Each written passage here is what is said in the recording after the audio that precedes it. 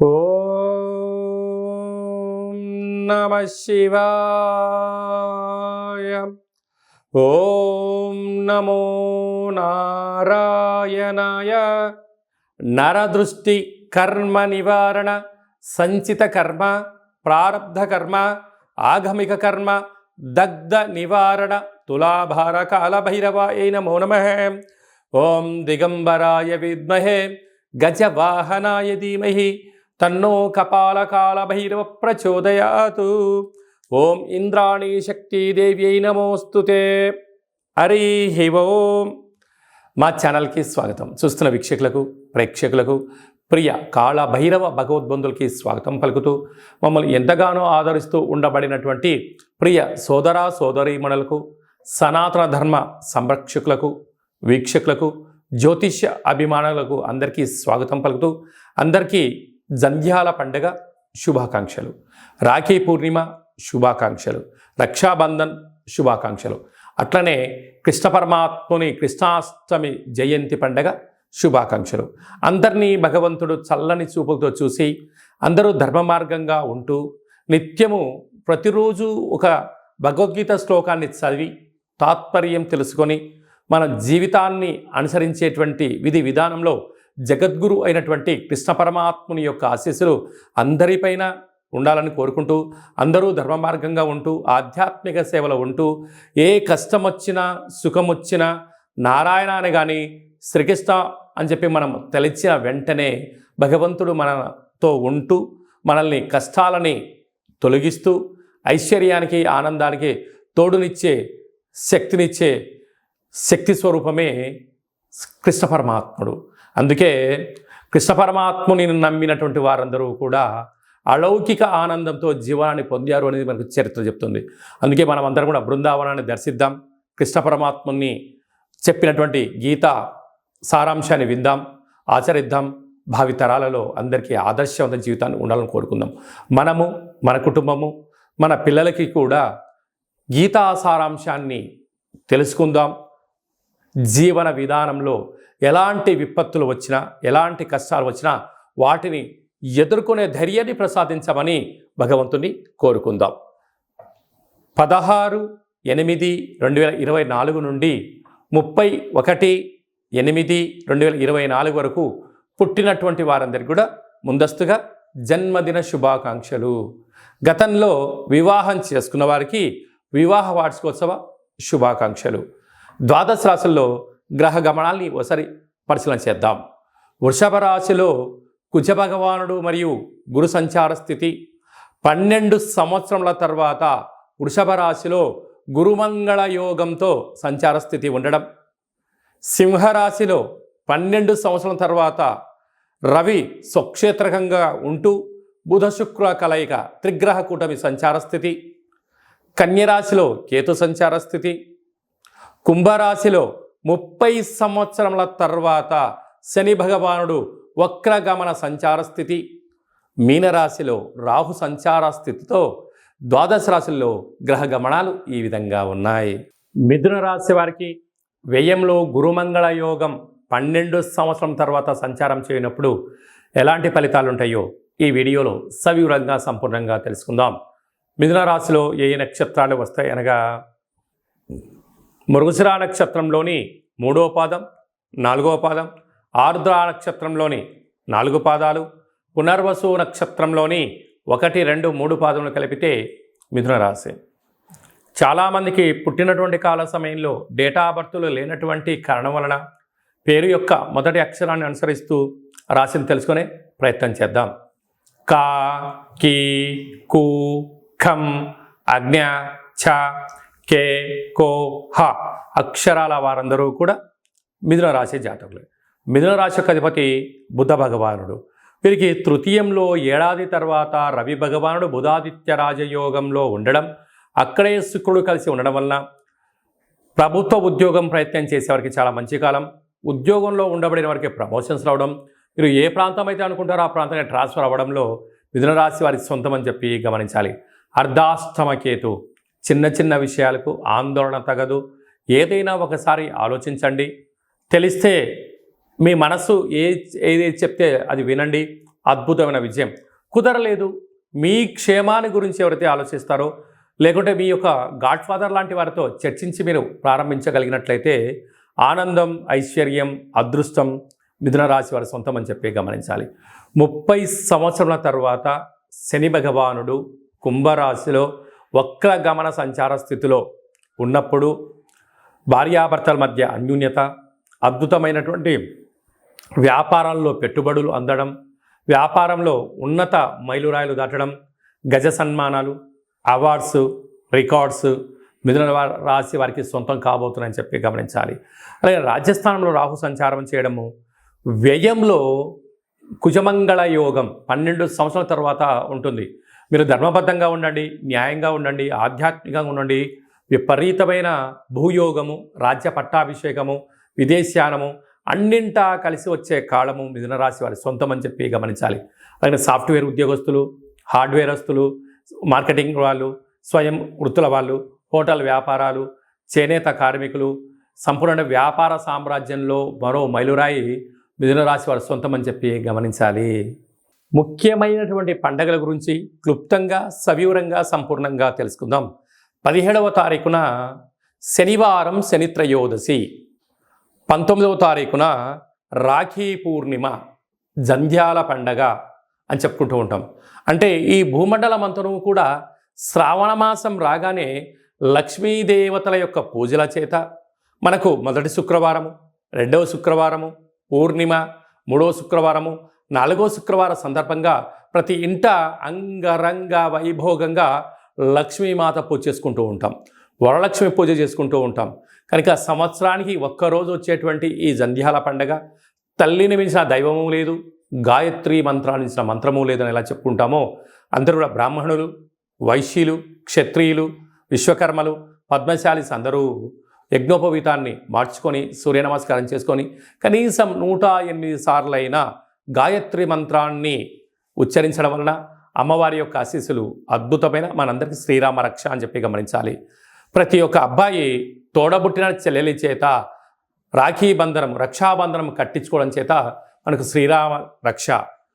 అన్న అంటే నాన్నలో సగభాగం, అమ్మలో సగభాగం.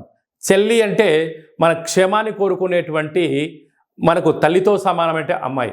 కనుక అమ్మాయితో మనము బొట్టు పెట్టించుకొని, కంకణం కట్టించుకొని, రక్షాబంధనం చేయించుకోవడం వలన మన కుటుంబానికి శ్రీరామ రక్ష అని చెప్పి మనం గమనించాలి. కనుక మనమందరం కూడా మన ధర్మాన్ని పాటిద్దాం.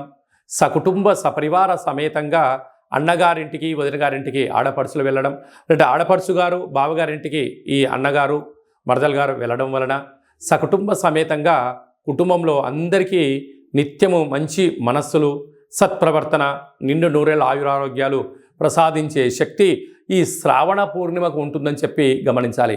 శ్రవణ నక్షత్రం రోజు పూర్ణిమ అవ్వడం వలనే ఇది శ్రావణ మాసం అవుతుంది. నక్షత్రాధిపతి చంద్రుడు అవ్వడం, అలాగే ఆ నక్షత్రంలో జన్మించినటువంటి వెంకటేశ్వర స్వామి వారు కళవు వెంకట నాయక అనం వెంకటేశ్వర స్వామి యొక్క జన్మ నక్షత్రం అవ్వడం వలన తెలిసి స్మరించిన, తెలియక స్మరించిన నారాయణ అన్న, వెంకటేశ్వర అన్న, లక్ష్మీదేవి అన్న కూడా వారి ఇంటికి వచ్చి మనకు సర్వత్రా ఐశ్వర్యాన్ని ఇచ్చే శక్తి ఈ శ్రావణ మాస పూర్ణిమ ఉంటుందని చెప్పి గమనించాలి. యథాశక్తిగా మనము అమ్మవారి పేరు మీద ఒక 5 మంది ముత్తైదులకు పసుపు కుంకుమలు కానీ, గాజులను కానీ, బొట్టు పెట్టడం కానీ, పేరంటం కార్యక్రమం చేయడం కానీ, తులసి కొట్టలో వ్రతం చేసి నలుగురికి పూజ చేయడం వలన ఇంట్లో నరదృష్టి తొలగిపోతుంది, ఇంట్లో మనశ్శాంతి ఉంటుంది. ప్రతి శ్రావణ మాసంలో వచ్చేటువంటి ప్రతి అమ్మాయి అయినా, ఆడపడుచైనా, స్త్రీమాత అయినా లక్ష్మీమాతగా మనం భావించండి. అబ్బాయిలు వచ్చారు, పురుషులు వచ్చారు, పెద్దవారు వచ్చారు, శ్రీమన్నారాయణుడిగా భావించండి. అంతా మంచే కలుగుతుంది. అంకే మనకు గీతలో కృష్ణ పరమాత్మ చెప్తాడు, యద్భావం తద్భవతి. నువ్వు ఏ మనసుతో చూస్తావో వాళ్ళు మనకు ఆ రూపంలో కనపడతారట. కనుక ఈ స్త్రీమాతలందరినీ కూడా లక్ష్మీ రూపంగా భావించండి. యథాశక్తిగా చారే, చీరే, పసుపు కుంకుమలు, గాజులను ఏర్పాటు చేయండి. మన ఇంట లక్ష్మీదేవి తాండవం మారుతుందని చెప్పి గమనించాలి. అలాగనే మనకు 26వ తారీఖున శ్రావణ మాస బహుళాష్టమి, శ్రీకృష్ణ జన్మాష్టమి, కృష్ణ పరమాత్మను జయించినటువంటి పర్వకాలము. కనుక మనమందరము కూడా ప్రతి ఇంట్లో సింహద్వారం దగ్గర నుండి లేక తులసి కోట దగ్గర నుంచి ఇంట్లోకి ఒక 27 అడుగులు కృష్ణుడి యొక్క పాదాలను వేయండి. కృష్ణ పరమాత్మునికి తులసితో అర్చించండి, స్వామివారి యొక్క ఆశీస్సులు కలుగుతాయి. ఆ రోజు కృష్ణ పరమాత్ముని యొక్క అష్టకాన్ని వినడం, గోకులాష్టమి ఎంత పెద్ద పండగనో మనం అందరికీ తెలుసు. అలాగా చక్కెర పొంగలని పాయసంతో ఉన్న పదార్థాన్ని నైవేద్యం పెట్టడం, వెన్న ముద్దను ఏర్పాటు చేయడం, మన యొక్క అబ్బాయిలకు కానీ అమ్మాయిలకు కానీ చిన్నపిల్లలకు కృష్ణుడి యొక్క అలంకరణ చేసి దైవం మానుష రూపేణ అంటే చిన్నపిల్లలు దైవంతో సమానం అని చెప్పి మనం గమనిస్తూ ఉంటాం. వాళ్ళకి అలాంటి అలంకరణ చేసి వారికి సంపూర్ణ తృప్తికరమైన ఆహారం పెట్టడం వల్ల కృష్ణ పరమాత్ముడే మన ఇంటికి వచ్చాడా అన్నట్టు కళ ఉంటుందని చెప్పి గమనించాలి. కనుక మనం అందరం కూడా భగవంతుణ్ణి సేవ చేద్దాం. కష్టాలు రాకుండా ఉండేదానికన్నా ఎంతటి కష్టం వచ్చినా దాన్ని అధిగమించే ధైర్యాన్ని ప్రసాదించమని భగవంతుని కోరుకుందాం. అలాగనే శ్రావణ మాసంలో కపాళకాళ భైరవ స్వామి యొక్క పూజ, స్మరణ, కూష్మాండ దీపము, సౌభాగ్య ముడుపు కట్టడం వలన మనకు అద్భుతమైనటువంటి కాలాన్ని శాసింపజేసే శక్తి కాలభైరవుడికి ఉంటుందని చెప్పి గమనించాలి.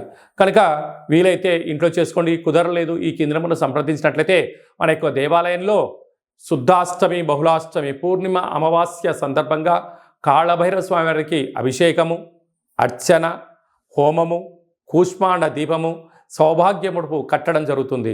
కనుక మనం అందరము కూడా పూజలో పాల్గొందాం.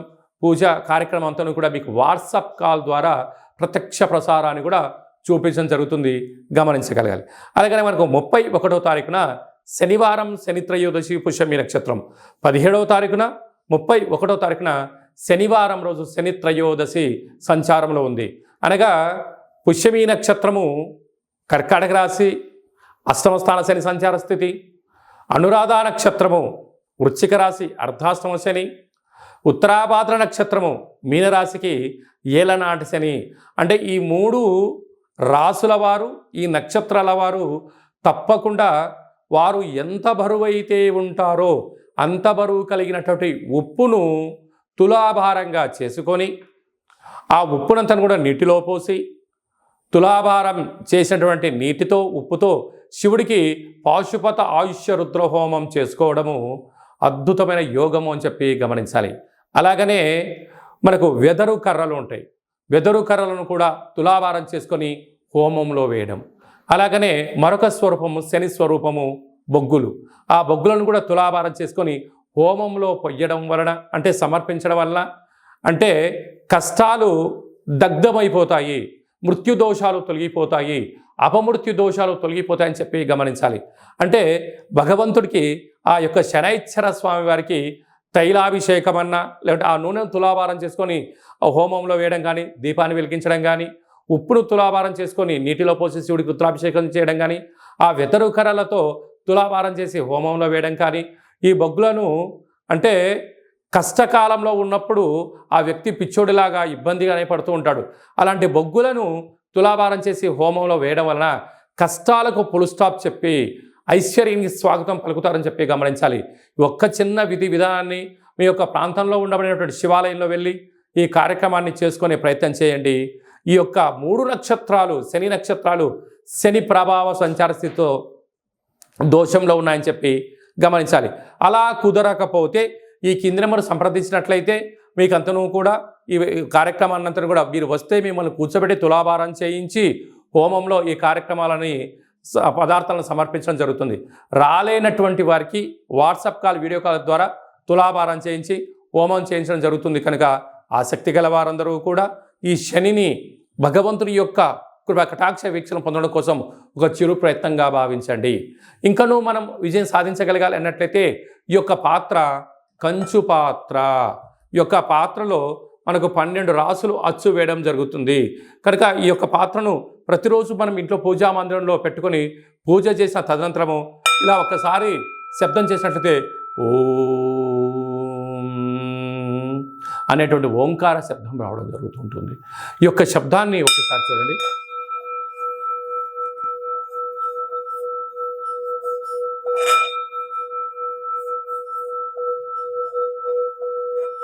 ఈ యొక్క శబ్ద తరంగాల్ని ఇంట్లో అలా ఏర్పాటు చేయడం వలన ఇంట్లో ఉండబడినటువంటి నరదృష్టి, తంత్రదోషాలు, తాంత్రిక దోషాలు తొలగిపోయి ఐశ్వర్యం మనకు కలుగుతుందని చెప్పి గమనించాలి. ఈ కాళభైరవ అక్షయ పాత్రతో పాటి మనకు కాళభైరవ స్వామి యొక్క పిరమిడు, డాలరు, కంకణము, కాళభైరవ హోమము ప్రత్యక్ష ప్రసారంగా మీకు వీడియో కాల్లో చూపించి ఇవ్వడం జరుగుతుంది. అలాగనే 27 రకాల వస్తువులతో దిష్టి తీయించడం కూడా జరుగుతుంది. కనుక ఆసక్తి గలవారు ఈ కింద మనం సంప్రదించి అక్షయ పాత్రను సొంతం చేసుకోగలరు.